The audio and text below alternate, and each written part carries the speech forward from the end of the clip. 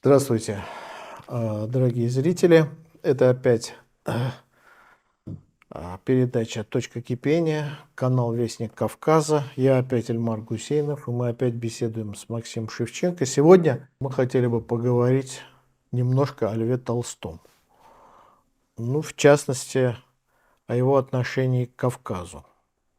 Как, Максим, имеет смысл об этом говорить Огромный, потому сегодня? что Лев Толстой, Ленин его назвал зеркалом русской революции, а мы скажем так, Лев Толстой — это этическое зеркало русской души в кризисные ситуации. И сегодня, когда многие пытаются стравить русских с кавказцами, христиан с мусульманами, как извне нашей страны, так и внутри нашей страны, именно личность Толстого, на мой взгляд, приобретает особое значение.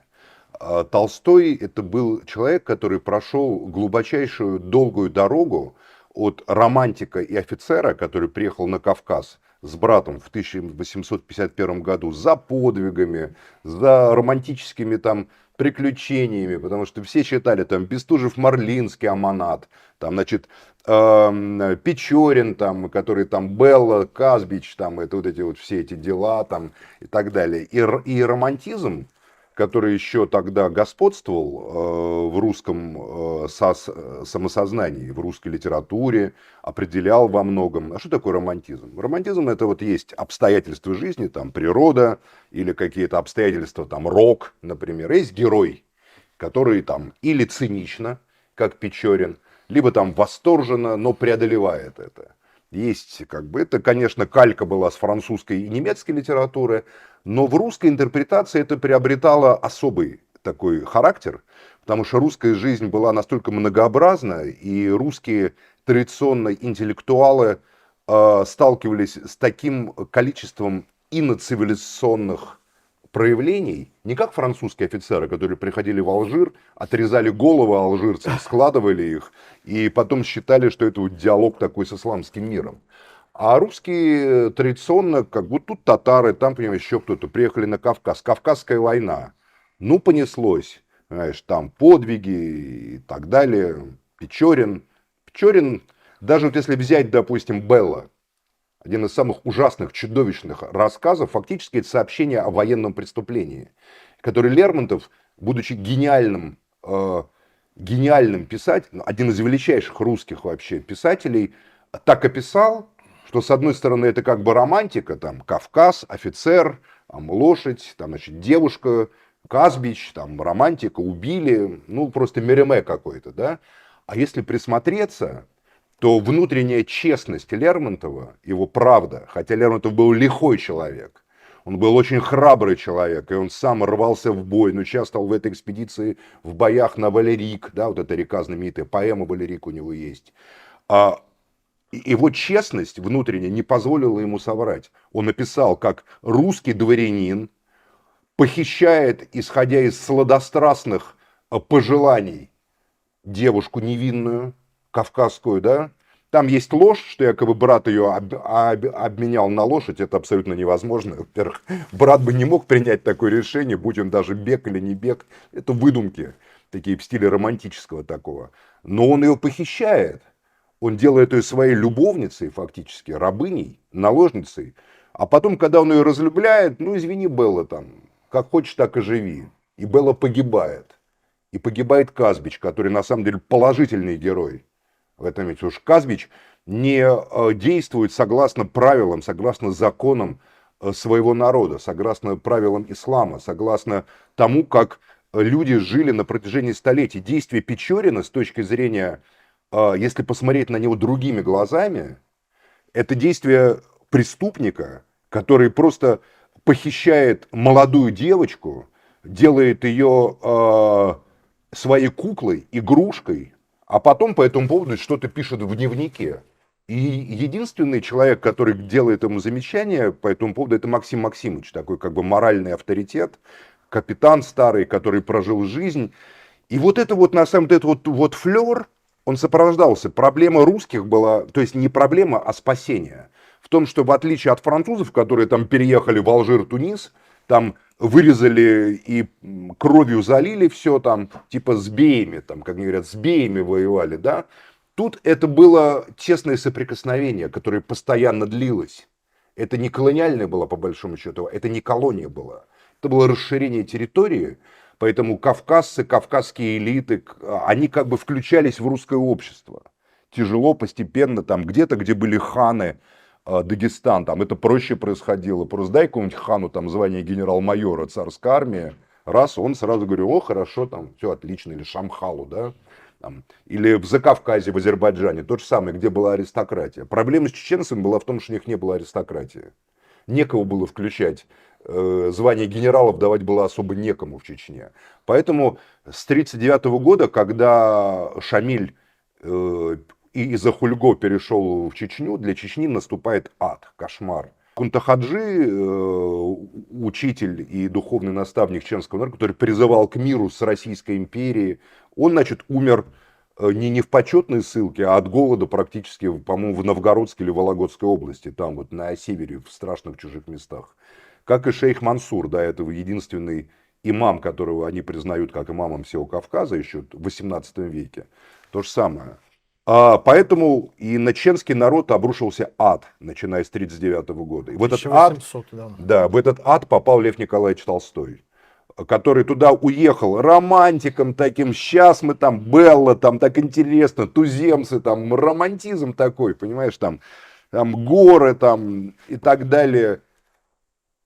Его огромная душа Толстого, огромная, как вселенная, русская по-настоящему душа. Нет более русского человека, чем граф Толстой, на мой взгляд, в культурном смысле этого слова. Это удивительный человек, удивительным взглядом в сердце другого человека. Он, конечно же, не мог остаться в этой парадигме. Для него было, но это был именно Кавказ меняет Толстого. Почему это так важно? И интересно, почему чеченцы Лермонтова уважают, но не любят? Его есть за что уважать, потому что даже Мцири, это мало кто знает, это история чеченца-мальчика, родители, семья которого, очевидно, была убита, которого русский генерал поэтому взял аманатом, даже не аманатом, а просто, думаю, ребенком на развалинах сожженного аула, привез в Грузию и, очевидно, отдал в Джваре, туда монастырь, который над Мцхетой стоит наверху. И вся история Мцири, это как чеченец бежит к себе на родину из Грузии, из этого монастыря, да.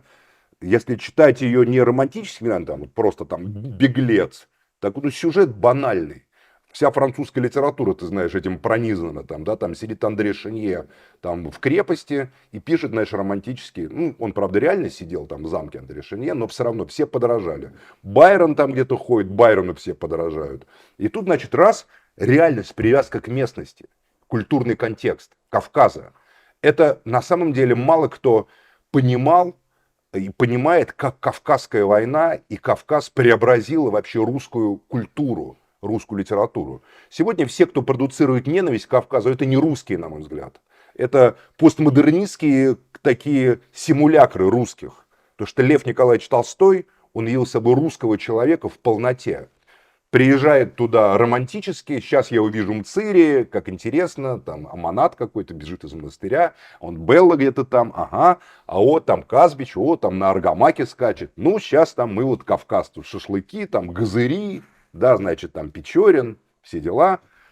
И внезапно Толстой сталкивается с чудовищной реальностью, с жесточайшей карательной войны, когда он пишет рассказ свой «Набег», повесть, который потом во многом в Хаджимурате уже спустя много лет, да, но «Набег» написан тогда, еще когда он был на Кавказе.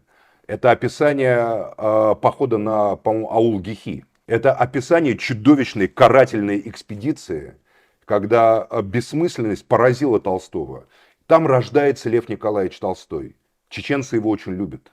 Лермонтова не любят, но уважают за Валерик, за Мцири, за то, что он был храбрец, и Лермонтов всегда шел в бой, никогда не боялся.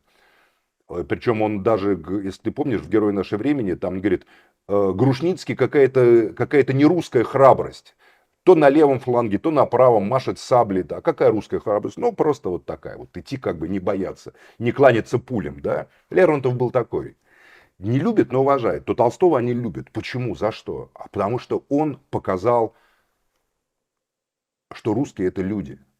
Они просто какие-то, как он пишет в Хаджимурате, существа, которые могут прийти, сжечь, разорить, уничтожить, разломать аул, осквернить, как эта сцена ужасающая, там святой источник, понимаешь, воду. Чеченцы, говорит, сели вокруг и задумались. Они не могли поверить, что это сделали русские. Они не имели злобы к русским. Смысл такой. Потому что они не могли поверить, что это могут сделать люди. Да? То, что сделали с их аулом. Толстой видит это все, и в нем возникает вопрос. Каким образом отдельные солдаты и офицеры, с которыми вот он делит там, бивуачную жизнь достаточно тяжелую, он был в тяжелых боях, он совсем не был в таких абстрактных каких-то там тыловых переживаниях. Несколько раз Толстой еле уходил от смерти. Они там ехали, допустим, значит, по дороге и попали в засаду. Значит, там Мюриды Шамиля засаду делали. Он участвует в схватках. Один раз ядро, с той стороны тоже были пушки, попадает, значит, в его пушку. Он был артиллерийский офицер. Он, в общем, не штабной был человек. Он видел в первых рядах все, что происходило. И это описывал честно достаточно. И он беседует с солдатами, там, с казаками. По отдельности это каждый добрый человек, который говорит, да, вот, мол, жалко их там, вот с ними как и поступают несправедливо. Это русские люди, которые добрые и у которых душа.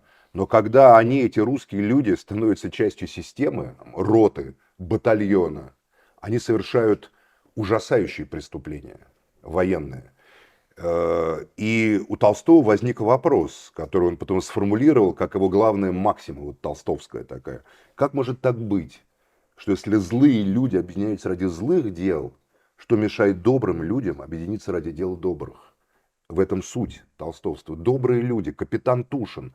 Каким образом капитан Тушин из «Войны и мира», которую мы в школе проходили, глубокий, добрый, ответственный человек, жалеющий солдат, на войне становится убийцей, правда, который стреляет и стреляет, и хорошо делает свое дело.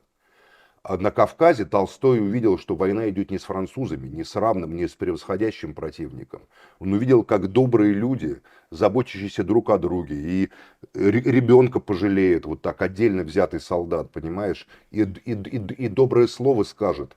Под командованием офицера, он бы служил под началом Борятинского, еще не самого худшего из кавказских начальников, честно скажу.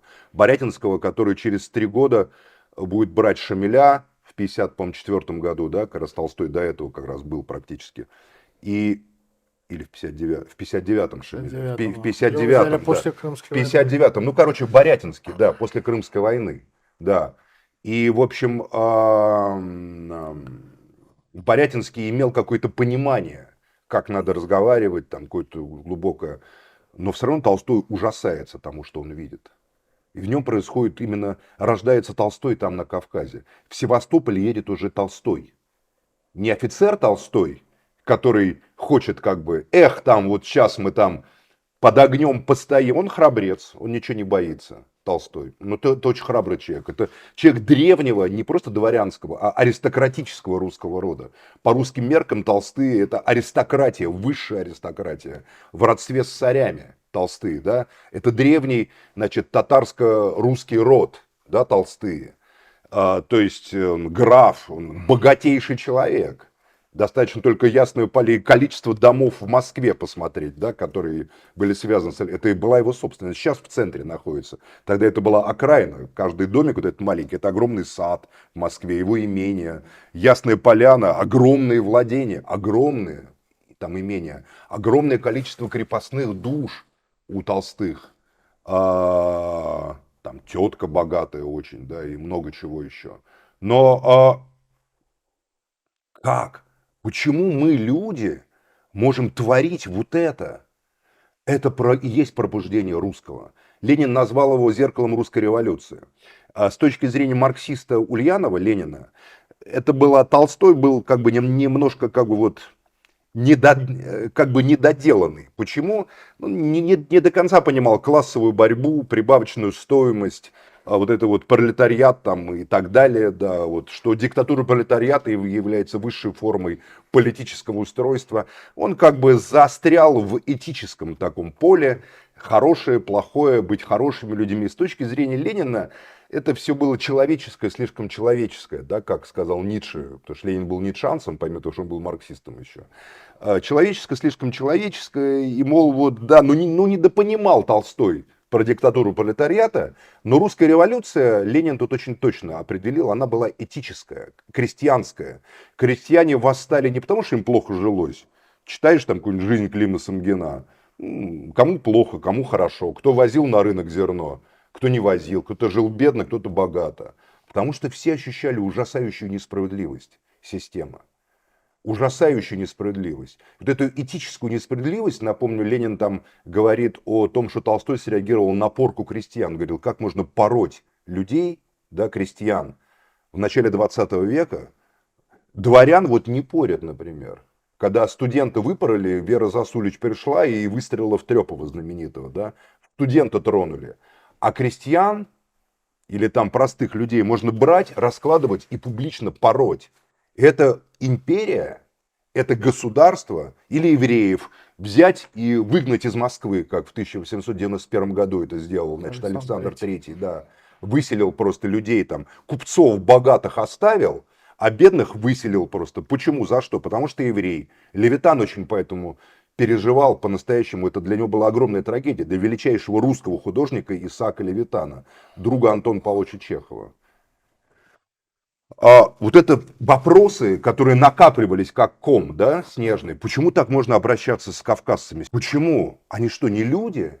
Если можно делать вот это. И как добрые люди, которые каждым по отдельности ей является солдат, казак, офицер, Максим Максимыч, да, вот этот, который капитан, вдруг объединяясь во взвод, в роту, в батальон, в дивизию, совершают то, что он описывает в Хаджимурате и в набеге, как разорение аула Гихи. Чем это отличается от уничтожения Газа, мне до конца понять невозможно современное. И вот это вот право белого человека. Толстой его ставит под сомнение, говорит, мы русские не такие, говорит он миру. И чеченцы его услышали. В Чечне прекрасный музей Толстого. Этот музей на государственные, я не знаю, взаимодействует ли Владимир Толстой, замечательный человек, хранитель фонда Толстого, да, директор Ясной Поляны. Надеюсь, что он там бывает. Но я просто знаю, что там государство, там толстовские праздники устраиваются, память Толстого, потому что для них это важный человек. Толстой, я считаю, это русский человек, аристократ, родственник царской семьи, высший, богатейший человек, который написал то, вот если почитать Толстого через это и понимать, почему кавказская история Толстого так важна и для «Войны и мира», и для Анны Карениной, и для «Воскресения», и для его величайших, он там пишет на Кавказе «Детство и отрочество». Детство это такая, ну, элегия, как начинается, ребенка, как ты помнишь, но кончается, по-моему, смертью то ли матери, то ли отца, я не помню. Там вот это вот как бы кончается. Вступает реализм, такой как бы приходит в творчество Толстого. Именно Кавказ и кавказские его пребывания. Поэтому мне сказал один старик, чеченец в свое время, вы русские, говорит, мы с вами очень сильно связаны. Мы, говорит, учимся у вас, у русских, многому, да, и на самом деле, если посмотреть чеченцев начала 19 века и современных чеченцев, то на самом деле чеченцы многому научились. Современным социальным технологиям, технологиям вообще обществу, получили образование. И он мне сказал, а вы русские, у нас учитесь освободиться от того рабства, которое вас давлеет, стать свободными людьми, таким, как стал Лев Николаевич Толстой. Он стал свободным человеком, Толстым, величайшим русским мыслителем, писателем, духовным сосредоточением русской идеи, русской мысли именно там, на Кавказе. Поэтому это так важно, на мой взгляд, сейчас, в этой ситуации, когда мы становимся опять на пороге опасных событий, опаснейших. Личность Толстого важна для каждого русского человека.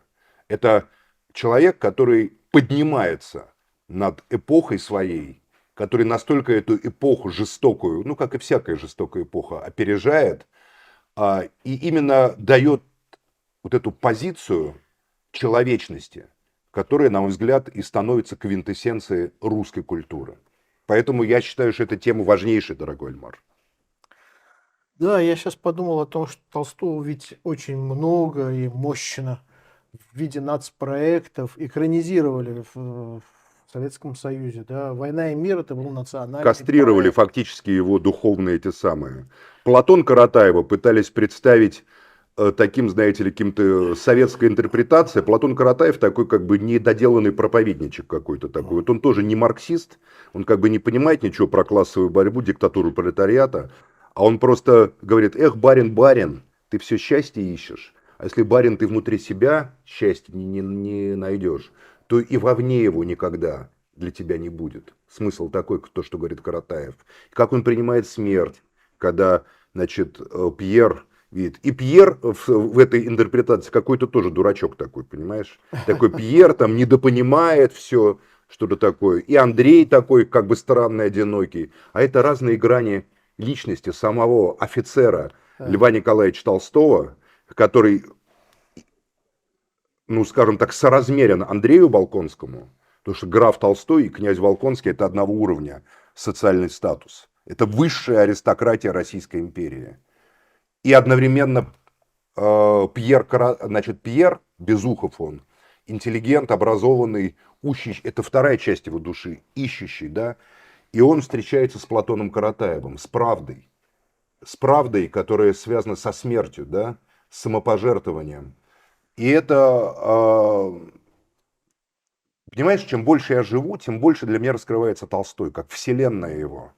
Это более русского писателя, ну, я не хочу сказать, потому что для меня это тройка, Толстой, Достоевский, Чехов, это и есть вот те, кто сформировал то, что называется русское самосознание. Это наше моральное, наше этическое, наше философское, наше эсхатологическое в исполнении Достоевского, да, наше человеческое в исполнении смертельно больного Чехова, который знал о том, что он умрет, самопожертвование какое, да, почти он никогда об этом не кричал, и никто не скажет. А я могу сказать, что он вел себя как...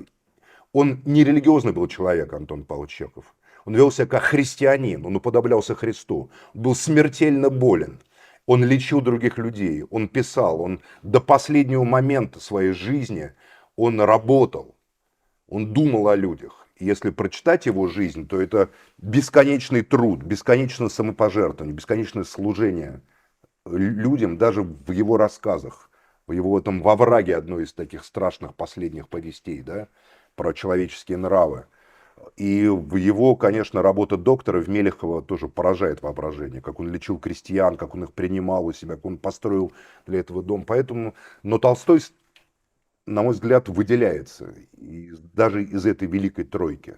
Выделяется таким особняком, стоит такой этической глыбой, которую никак не обойти, поэтому я надеюсь, что когда-нибудь мы, русские, поймем в полной мере, кем является для нас Лев Николаевич Толстой и чем был для него опыт пребывания на Кавказе, как для каждого русского человека. Он там обрел свободу, справедливость, а стало быть и самого себя. Он там стал по-настоящему русским. Вот как ты считаешь, нас ведь всех, людей нашего поколения, не знаю, как сейчас, потому что мой сын отучился тоже много лет назад. Что бы ты рекомендовал или заставлял бы, школьников читать из Толстого? Даже по сравнению, я думаю, что вообще прочитать «Войну и мир» бессмысленно заставлять даже кусками читать школьников. Эта вещь, она для взрослых людей. Я бы Я ничего не заставлял, никого, если честно. Э, Толстого «Война и мир» обязательно для прочтения. Это лучше. Для школьника это наиболее понятная книга. Я да, считаю, что Анна Каренина понятна только в 10 классе, по большому счету, потому что там есть уже такие взрослые моменты жизни, которые «Войну и мир» мы проходили, когда мне было 15 лет. 14 на 15 летом мы читали. Там есть вещи, которые не до конца понятны. Но «Война и мир» понятнее. Там масштаб, война, Наполеон там, и все такое прочее. «Воскресенье» школьнику вообще не понять. «Воскресенье» — это книга для взрослого человека уже. Не знаю, я считаю, что читать надо все. И давать надо все. У Толстого есть прекрасные рассказы про детей, есть рассказы про его собаку, Бульку. Там про бульдога, я помню, в детстве читал, там очень классные такие. Толстой, если задуматься, сопровождает с рассказа «Сливы», про честность, про мальчика, который съел сливы, и как он рассказал, не рассказал, нас всю жизнь. Это и есть зеркало русского человека, русской культуры, русской души. Последнюю тему, которую хотел бы я обсудить. Вот то, что они сделали кино по Толстому, «Война и мир», национальным проектом, главным, не жалели никаких денег, средств, времени. Почему Толстого они выбрали? Потому что В «Война и начале мир» — это 60-х такой годов. эпос, которому подобного просто нету. В «Войне и мире» в русской литературе нету подобного эпоса. Только «Тихий Дон» становится на уровень «Войны и мира» и приближается к этому. Никто не давал такое описание таких глобальных событий, такого поистине тогда вселенского уровня, еще включая в него человеческие судьбы и человеческие отношения. Это истинно «Война и мир». Это просто такая фундаментальная, опорная вещь. И поэтому, да, что еще? Что еще в русской литературе 19 века ты предложил бы экранизировать как эпос? Не знаю, какое Да, им «Война и дело мир» — это было эпос. до русской литературы, «Война и да. мир» — это эпос. Это реальный эпос, где есть и эпическое измерение, фактически земля и небо. Есть друзья там, Гильгамеш и Энкиду. Это структура-то песни о Гильгамеше. Боги, события, находящиеся на нечеловеческом уровне, там миллионная армия там вторгается, да, это все преобразуется, война. И есть судьба, там, Андрей, Пьер, Наташа, значит, значит, Мари, там, и так далее, там, Петя, гибель мальчика этого, значит, несчастного, который там погиб в этой атаке своей единственной первой.